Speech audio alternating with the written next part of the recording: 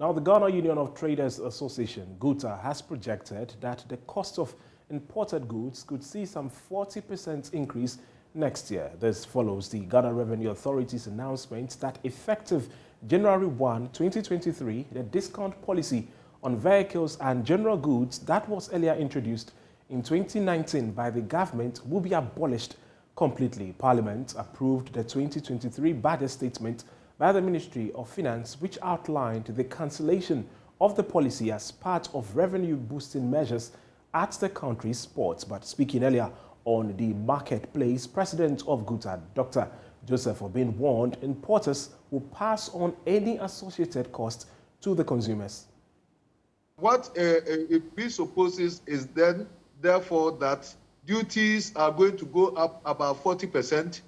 Don't also forget that VAT have already been up by 2.5%, and then it means that cost of doing business is going to go up just after the Christmas festivities. We have to contend with high cost of doing business. That will translate into the prices of goods and services in the market. So the little gain that we had and transferred to the consuming public is going to be taken away by this reversal. We thought we were going to itemize all the goods that are produced in this country, and so we give this, we reverse the benchmark on those items, but not for every goods that is imported into the country, because our import requirement, we can source only 10% in Ghana. When we look from within, what are the goods that we are going to get from within? We are going to get about 10 to 15%. And the remaining, we have lumped all this reversal to them, means that goods are going to go up astronomically high, because duty rates are going to go high with the increase of the VAT as well. If you have the commitment to mitigate the plight of the consuming public, then we have to look into all these things, these factors, because we look at these factors and do our costing. We are not Father Christmas. And so whichever additions that come in the cost of doing business is added up to the consumer who is buying the final commodity. Unfortunately, by the full reversal of this policy, this is what is going to happen. Now, prices of petroleum products are expected to go down by about 5 and 10% beginning this Sunday, January 1st, 2023. This follows a slight improvement of the Ghana cedi to the US dollar during the last 2 weeks and a slim reduction in the price of crude oil on the world market. Already, some small oil marketing companies have reduced prices of petroleum products at the pumps. Fritz Moses is a researcher with the Institute for Energy Security. Certainly, we are anticipating that oil prices especially would hover around $85 to $90 per barrel in the next year. Of course, with the actions or activities of OPEC Plus, they are looking to push prices further to around $120 per barrel. If that should happen, then of course it will spell it for we consumers, because it would lead to an increment in the prices. But what we are seeing, especially in the first quarter of next year, is some stability in the prices that we are currently seeing at the various pumps, petrol and diesel especially. We are hoping that the cedi strength that we are seeing in much recent weeks would continue to remain as it is. But of course, if other factors, if that continues to depreciate, then it would affect the price that we are going to see in the next few months. In the event where demand is falling, the supply will also have to be cut. And so we hear OPEC Plus decision, or they are expected decision to cut down production about 2 million barrels in next year. That would, of course, be in tandem to an expected fall in demand. But in the event where we are seeing a demand increase, where despite COVID re-emergence in some major economies, if the demand still does not fall as we are anticipating, then the supply is, as we are seeing now, then certainly prices would be headed towards a reduction, like seeing the market. Now, research and market information firm Fitch Solutions expects Ghana's revenue collection to improve significantly next year on the back of an increase in the value-added tax rate and other tax measures. However, it is worried the expenditure estimate for next year is well above its 2022 target, considering its weak fiscal position. Speaking on the outlook of the Guinean economy for next year, a senior country risk analyst, Mike Kraniger, was however worried that the 2023 budget was expansionary rather than a tight or a contractionary one that failed to address the weak economic fundamentals. The Ghanaian Minister of Finance, Kenneth Oriata, presented the 2023 budget in late November. As we expected, the budget details a couple of pretty significant tax reforms in order to improve revenue collection, including an increase in the value-added tax rate to 15% from 12.5% previously. The finance minister also announced the introduction of a new income tax bracket of 35%. And given that income tax is a vital source for fiscal intakes for the government, we do expect these measures to boost revenue collection in 2023. However, the 2023 budget was significantly more expansionary than we had anticipated. While the Minister of Finance did announce a couple of spending reforms, including a hiring freeze for public servants and placing a cap on salary adjustments at state-owned enterprises, he did not announce large-scale spending cuts. Indeed, the spending target for 2023 is well above the 2022 target. Away from that, the Ghana Enterprises Agency has hinted of plans to focus some attention on supporting the SMEs in agribusinesses with some funds. This is part of moves to increase the country's food production and reduce overdependence on imports. Chief Executive Kosi Yankee Ayer disclosed that some funds will therefore be realigned to ensure that SMEs in the agri sector benefit from the government's economic growth program. Was the focus on agriculture and agribusiness and import substitution without it being written as such. But it's something that we need to look at and pay close attention. And I think it's also an advantage to a lot of SMEs. And so how do we harness those SMEs to actually take advantage of improving their productivity and increasing production so that they can support the nation? And this is something that we're looking at closely. One of the things we've done is to realign most of our interventions to support the agribusiness sector. And in the coming months, we're looking at also how the funds that we are receiving would be aligned in providing access to finance for agribusinesses that are along the value chains that will support government and the nation for us to address some of the challenges that we're currently facing. Accounting and auditing firm KPMG Ghana is challenging the government to continue with initiatives that will support the growth of the small and medium enterprises through access to cheaper funds. According to senior partner Anthony Sapon, the economic crisis can be overturned in the medium term if the government prioritizes growth for the sector. He also advised multinationals operating in the country to adopt a hybrid style of work for staff rather than embarking on mass layoffs. In the medium to long-term measures, we'll expect government to continue to focus on revenue growth, tax revenue. They're already doing some of it in terms of using digitization to identify taxpayers and to deepen tax revenue. Those measures will continue. The effect will be medium to long term that we will have that. Second, government should continue to focus on growth. Growth in a sense of revitalizing our entrepreneurial initiatives. Again, these are areas government has tackled, and we would expect that the crisis will not stop government from moving away in terms of providing affordable access to capital, in terms of providing facilities that create standards and efficiency in production, and in terms of facilitating access to market. If we do some of these things over time, then gradually growth will improve, outcome will improve, people's income will improve, people will be lifted out of poverty, and eventually will move out of this crisis. Any projection on job losses or employment in general when you look at the outlook? So that drives me back into the corporate setting, as you asked earlier. So in terms of corporates, the environment, again, is going to be challenging for them.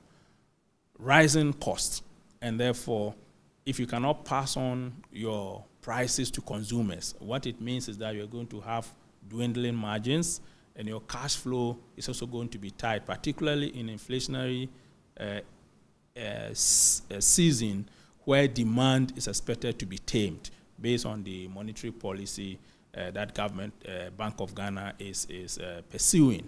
So what could happen is that revenue and growth could be tamed, costs will rise, and margins will fall. So for companies, what they need to do first is to really look at their strategy and say, what can we do best in this particular situation and generate the most revenue out of it, and ensure that they focus on that. Then also look at the welfare of the employees, because at the end of the day, in the short term and in the long run, what will make a company resilient and sustainable is to ensure that they attract the best talent and they are also able to retain them.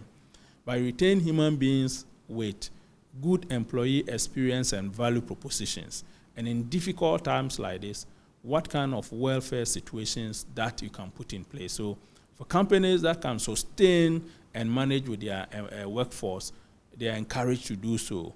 And those that could not can then look at how they restructure their workforce such that it can minimize costs, but at the same time employ them. In that respect, for example, COVID has taught us a hybrid.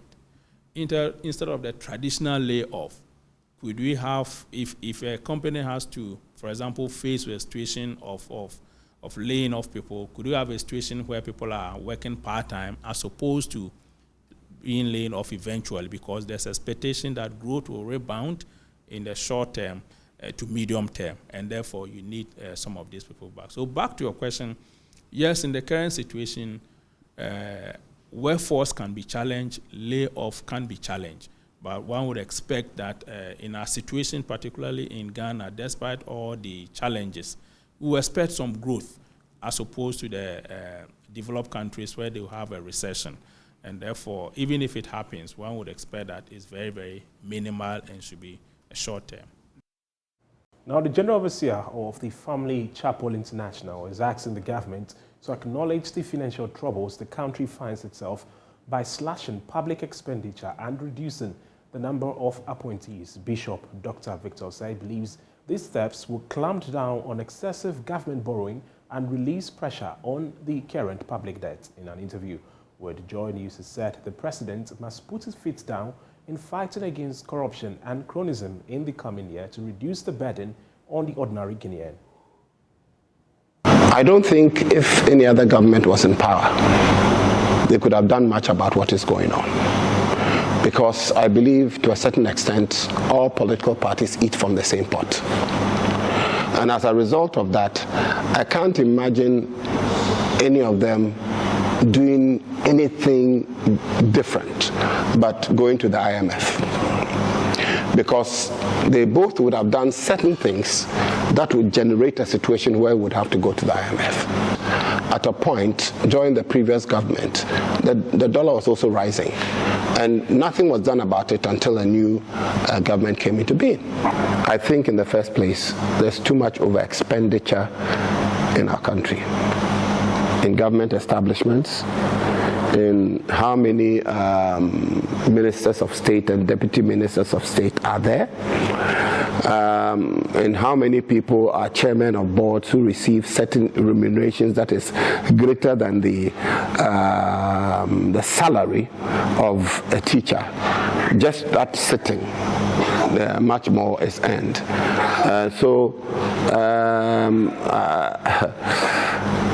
If we're able to deal with this and cut back on unnecessary expenditure and put the money where it is supposed to be put, things will be better. I don't want a talk shop from the government.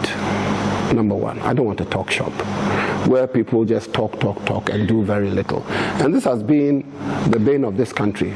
Politicians talk a lot and they do very little. I want government to be proactive, put things in place, cut back on expenditure, allow business to thrive, corruption is running amok and cronyism is all over the place. And if we can't put our foot down and say this is going on, we will not look to whoever is or belongs to us.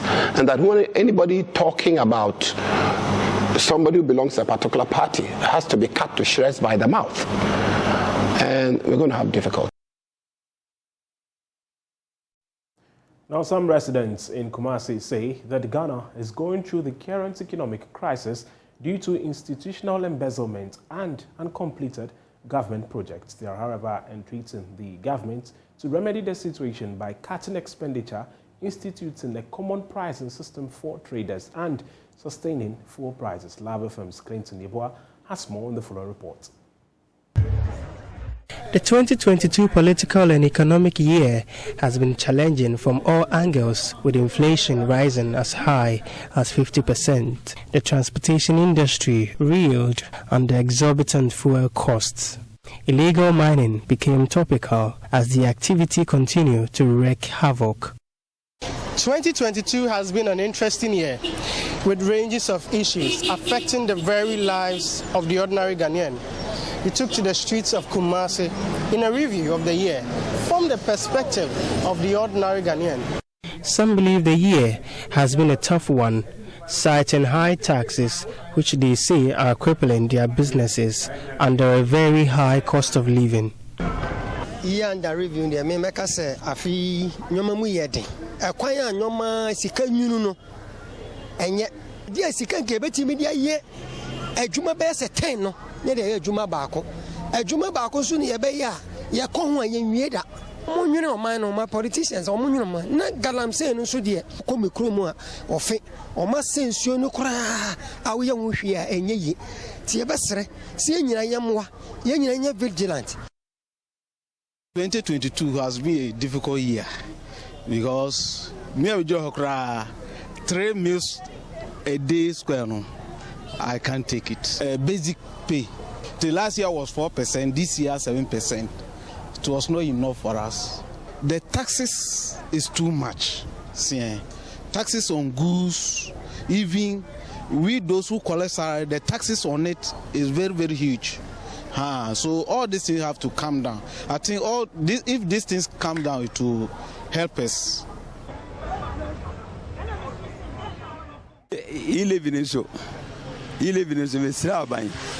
Because I did it. We spell a mention. So, and to say, I was say, well, but the church to you live in no. When and that now about won't chat at you. So if we say, but you live in India, and I can say, oh, I am a fool. What's our cause that you live? You live in so I don't know, send down here to me. Something send here, we not free. So, 2 years, yeah, I say, Jai, so Jai. Beginning idea na ebeka say normal na eko yie kakra na eduru ba bi no na say niema san kakra yenkoti a dollar obi ase dollar but yenim say Ghana aso cedi ni yedi ntina dollar no na yenti ase yie 2023 ya ekosimi niema bi wo ha mpemfo no mo ben nkura no omo behwe na omo aka ho asem se omo de omo nan besi form no. Reporting for Joy News, Clinton. Now, tricycle riders in the northern parts of the country are lamenting the impact of the high cost of spare parts and fluctuations in fuel prices on the overall cost of living. According to them, the cost of living is rising and these factors are making matters worse. Emma Davis filed this report from the northern region while enjoying her ride in the vehicle popularly known as Yellow Yellow. Northern parts of Ghana, the most common form of transportation is the tricycle, which is popularly known as Mahama Kambu, Keke, or over here it's called Yellow Yellow. Today, I'm trying to engage one of the riders and find out from him how he's surviving during these economic crises. Bashiru. Yes, sir. How long have you been doing this keke business? Oh, I've got in this Yellow business for about 3 to 4 years now. Okay. This seems to be like a very common source of income for most of the young men. Yes, yes. Why is that so? Okay. The yellow business is like at first, if at first it was moving, the yellow was moving all right. So that's why I even decided to buy my own yellow business because I'm an electrician, I'm an auto electrician, and I'm qualified auto electrician. Okay. I have my own shop. So when they started yellow business, I asked those people driving it, and I understand that it can help me small. So I decided to buy my own yellow, so that if I'm free, anytime I'm free in my shop, I'll be using my own yellow. At first, if I'm not lying, it was helping me a lot. But now it's just that I cannot be sitting alone in my workshop like that while there's no work. So I just decided to be using it small so that I can be having small to feed my family. First, you said it was good business. Now it's not good. Why? What has changed? Anytime, you know, if anything is not moving smooth again, it's about the fuel prices. They will increase almost every day. Last year to till this year, almost every day they are increasing fuel. So if they increase fuel now, if you increase the prices, the fare to the women they don't want to pay, and that's our problem. So now, how much sales do you make in a day? At first, if I'm not lying, the time the fuel was down and we were taking that particular area once a day, I was able to make for about 150 cedi a day. But now, you can even buy petrol at the rate of 100 cedi itself. At the end of the day, you will not get 100 cedi and the fuel will finish. That's how it is now. What do you want government to do for you? The government, you just have to look to things and help us. What we want is the reduction of the fuel prices.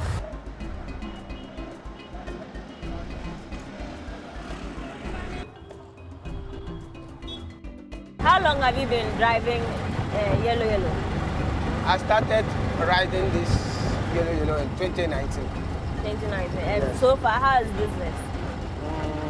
It's fine, but first it was fine than this time. Why? What is happening now? Now the fuel and the passes, the motor passes. You see, first time when this motor was come, the passes was down. When your motor something spoiled, when you go, the pass was down. But now the pass is cost too much. So now, how much do you pay for pass? For pass, yesterday, I entered Baja office and asked for engine block. They say 740 cedis.